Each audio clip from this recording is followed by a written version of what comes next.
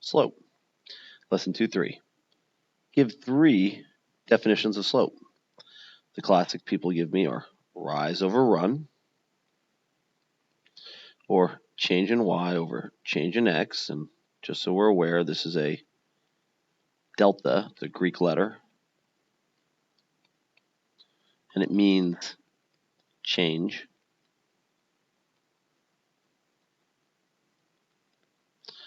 And the third definition, I'll go over in a second. So what letter we use for slope? We use the letter M, and it's a mystery. Because, slope is S, slope does not start with M.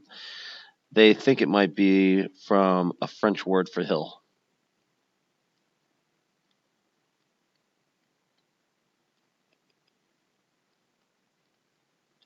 But they don't really know. They're guessing. Anyway, I always like the history of the math. And the third definition is up here. The actual formula to find slope, I'll put up here. M equals y2 minus y1, change in y, over x2 minus x1. You could also write it the other way, as long as you keep the top and the bottom consistent. Which answers this question here. Does it matter which comes first? No, but be consistent. x2 first, then y2 first. y1 first, then x2 first.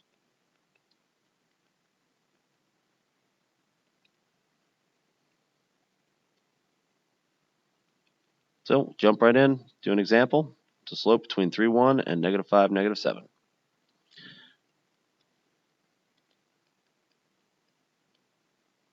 Label them first, then go to it.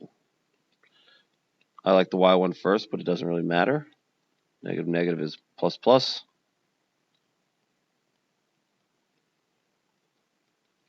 We get 8 over 8 equals 1.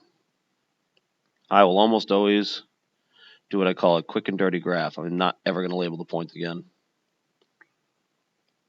Just so you can see what I'm doing. That's about where -5, 7, about 3, 1 is. And there's my slope. And yeah, that's about m equals 1. So this tells me I'm pretty sure I did my math right. Slope is very easy to get wrong. There's negatives, there's y's, there's x's. It's very simple to confuse it. It's really nice if we can get it right. Another problem, sketch a slope, -3, and for first timers I write -3 over 1, so you know that the change in y is on top and the change in x on the bottom.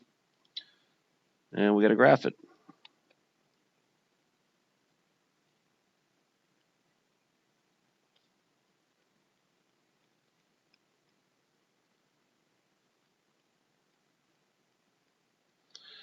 So go out here and find 2, -5, 2 over, 5 down. These points I label. This is an official graph, not a quick and dirty one.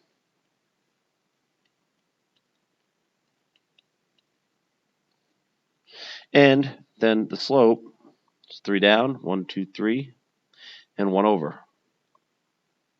I like to do it the other way to make sure I did it right. So if it's 3 down, you can also do 3 up and to the left one. 1, 2, 3, 1 over.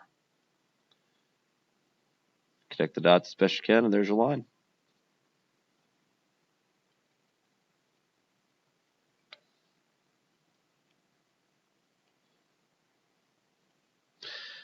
Since slope is so easy to mess up, I like to double check constantly when I'm doing slope. Positive slope goes up to the right.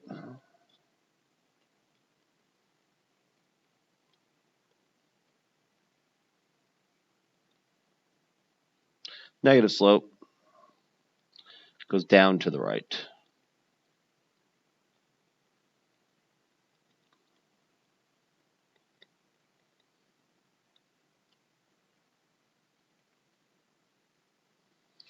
Slope of like 1/10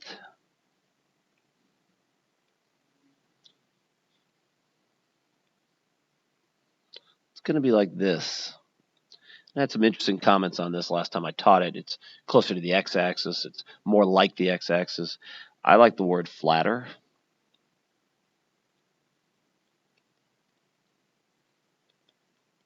And again, I can just look at the slope, do a graph, and be intelligent enough to say, yeah, I definitely did it right, or yeah, I'm pretty sure I did it right, or well, whoa, I made a major mistake somewhere. That cannot be right.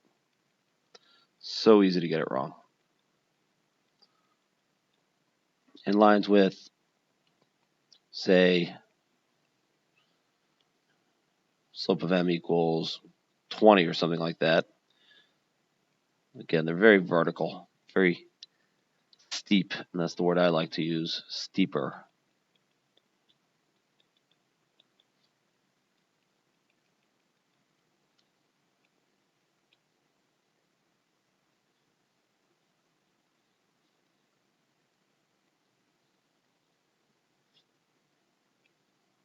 Now, slope of a vertical line is undefined. And the first thing I do when I draw the letter U is I go down like a U, which reminds me that it's a vertical line. It's like I'm drawing a U.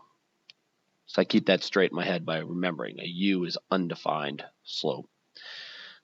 Slope of a horizontal line is 0. And again, as if I was drawing the letter Z, the first thing I do is draw a horizontal line. It just helps me keep it straight. 0, horizontal line, undefined, vertical line. It's handy.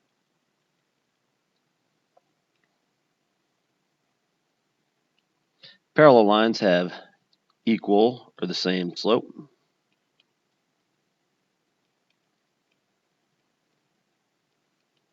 Perpendicular lines have one of the phrases that is my least favorite in mathematics, opposite reciprocal slopes. So slope is equal to 4. Parallel slope would be 4. Duh. Perpendicular slope, flip it upside down, that's the reciprocal, and opposite means change the sign. If it had been negative, we make it positive. If it's positive, we make it negative.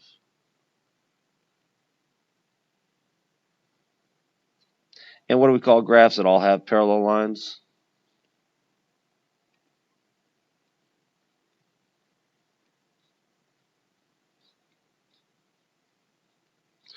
Call this a family of graphs.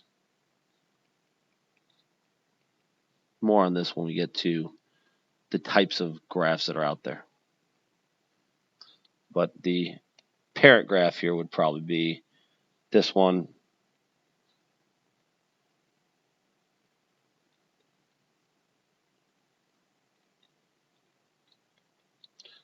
Y equals x.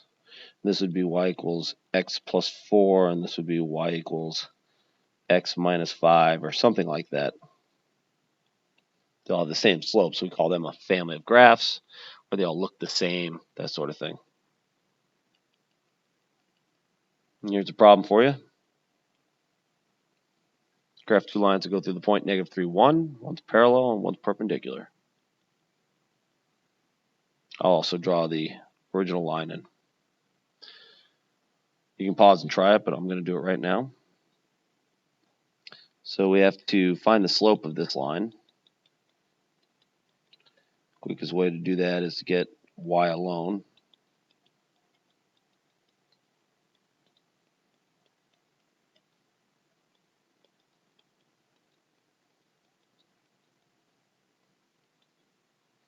So the slope is negative 2/5.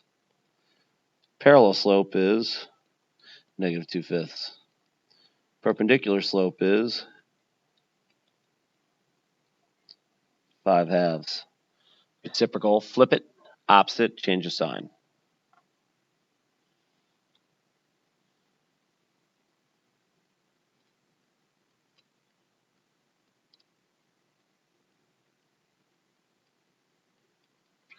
Let's do some graphing.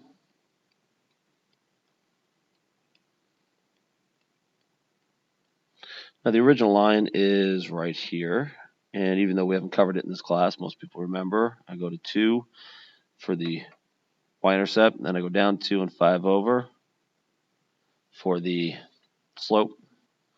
I'm just doing it once here. There's my original line. Now we're going through the point negative 3, 1. And we should have a line parallel to that. So let's do the parallel slope in blue. Down 2 over 5.